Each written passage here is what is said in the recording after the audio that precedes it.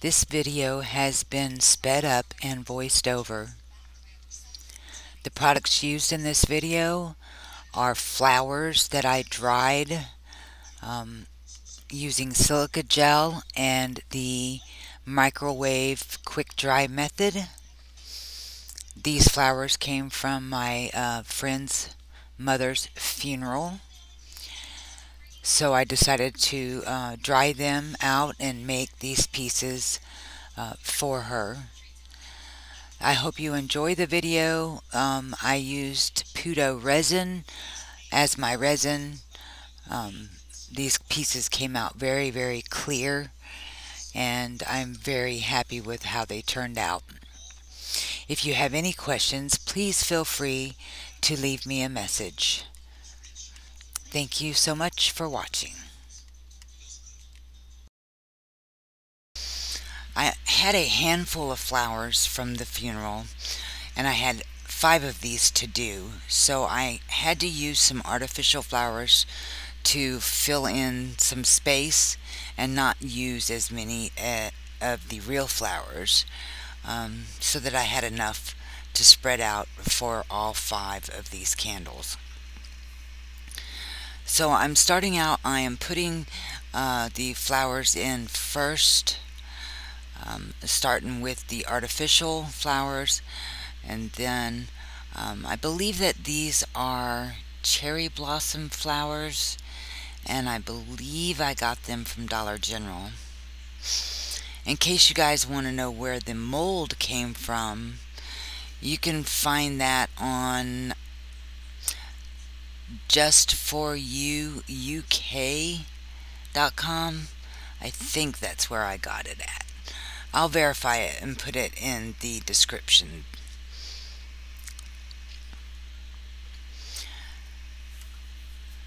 So you want to kind of fill in what you can, but you don't want too much in there. You don't want it to look too crowded. I have found that the less is more in this case, and the resin that I use is P.T.S.D resin. It's very clear resin, and I am super stoked with how these are gonna turn out. So I can't wait. I'm excited. This is a real flower that I dried that I'm about to set. They are like purple. I don't know what they're really called, but they're like a purpley flower. When you use silica gel, you want to make sure that you can get as much brushed off of the flower as you can. What I did in this instance was I flooded my carnations first and let them dry before I actually started the project. So cured resin flooded into the carnation. It helped with getting less bubbles in the project. One of the carnations didn't dry like it should have, so I ended up just using the petals for the piece. This is a 3 to 4 layer process. And why I say 3 to 4 is because it just depends on how much resin you mix. You do want to do it in at least 3 pours. The mold itself takes approximately 3.5 cups of resin to fill the mold, depending on how much items you put in it. So I pour a layer, and then I let that cure for about, I would say, 5 hours, and then I pour the next pour. So I'm gonna pour this.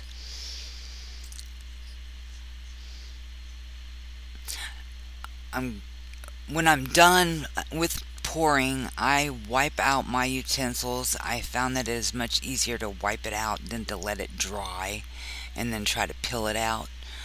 So I wipe out my utensils, and yeah, I wait for my 5 hours, 4 to 5 hours, and then pour another layer. The second layer is easier because you are not having to really concentrate on where you place the flowers at.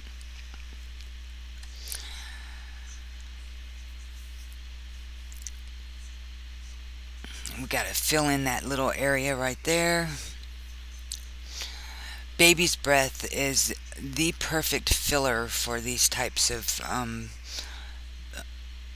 items because the baby's breath will take up quite a bit of room for you if you can use big enough pieces.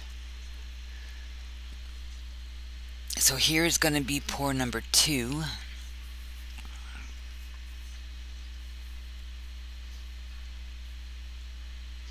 Now I did spritz with alcohol. 91% alcohol is how I try to combat the bubbles in this project, in all of my projects actually. So inevitably when you're doing and working with flowers, you're going to end up with some bubbles. There's just, no way around it. There's no way you can get all of the bubbles out. Unless, you guys have an idea, and if you do, please let me know how to get them all out, because I had a few left that I wasn't able to get popped or get out of the project before it cured, but I am very happy with this mold. I really love this mold.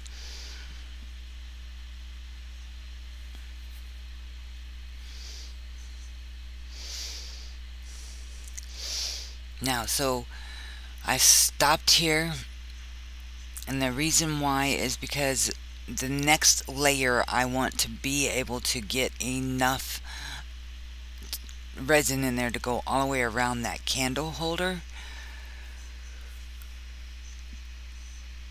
So I didn't want to stop I wanted to have enough room to be able to get some more resin in here without overflowing. So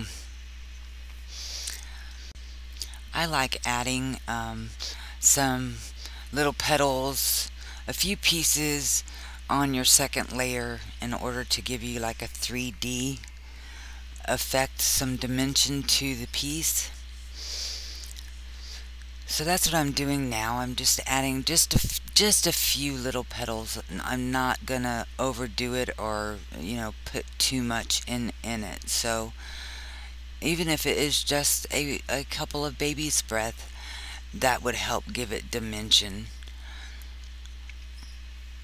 You want to make sure that you brush off as much silica, the little granules off of your flower petals too. Otherwise you're going to end up with the sandy, grainy look in the piece. So again, I truly love using baby's breath with these because it just takes up a lot of room and it gives like a 3D dimensional look. I try to stay with the purple and pink and yellows on the all of the pieces that I made with this group of flowers, just because those colors were what I had. That's what a handful of flowers that I did receive, that's the colors that was in there. So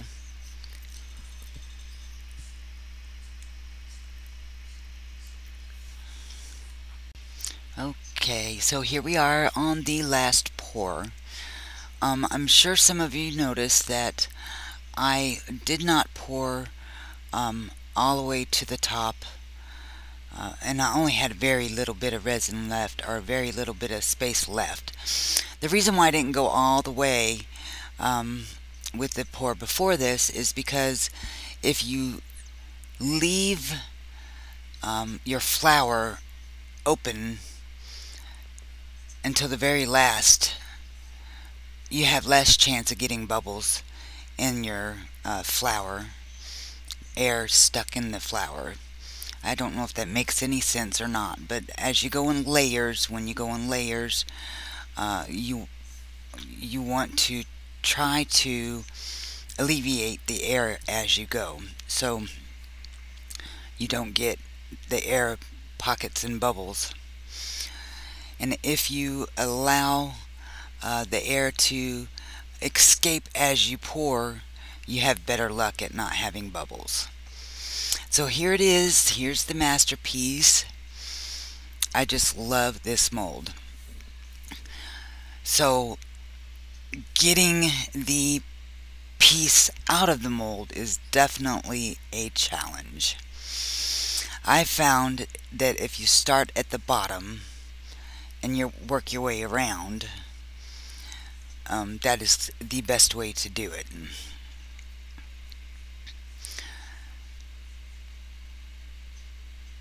So I almost demolded this and didn't do it on camera, so bad me. I almost ruined that part of it. So right as I was pulling it out of the bottom, I was like, oh shit, gotta get on camera. But this thing is so freaking gorgeous. This mold is I'm just amazed at the mold and how good these look. Again, less is more, guys. Remember that. As soon as you get your mold off of the piece, you want to turn your mold back right side, inside out, right side in, so that you don't mess up the mold. See how it looks right here? You want to make sure that you straighten it out. But look at that piece, guys. It is so beautiful. I am going to show some better pictures at the end of the video, but I just love, love, love these things. Gorgeous, gorgeous, gorgeous. See what looks like a little bit of bubbling in there? That's actually not bubbles. That's silica gel. Because I should have sprayed my flowers first with some clear coat spray, and it would have held that silica on the flower if there was any left, because it's very hard to get that stuff off with a brush due to the fact that I end up breaking the petals. As you can see, I just can't get enough of these things. They're just so pretty.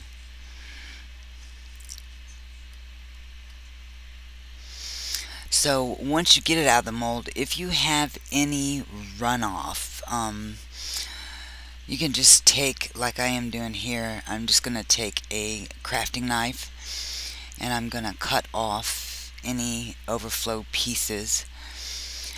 I try to do that when the piece is still a little bit soft, so that it's easier to cut out. But if you don't, then you can also use some scissors. I've cut it off with scissors. I've sanded it off. I've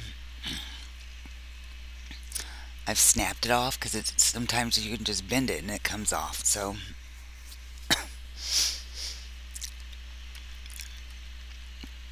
the best thing is just don't overflow in the first place, but that never happens. I always overflow, no matter how hard I try.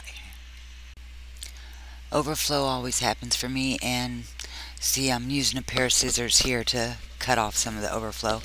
It is difficult to cut off, so if you can avoid it, it's best to avoid it. Thank you guys for watching. I'm going to post some pictures on the end of this video, and you guys have a great day. Love y'all. Bye.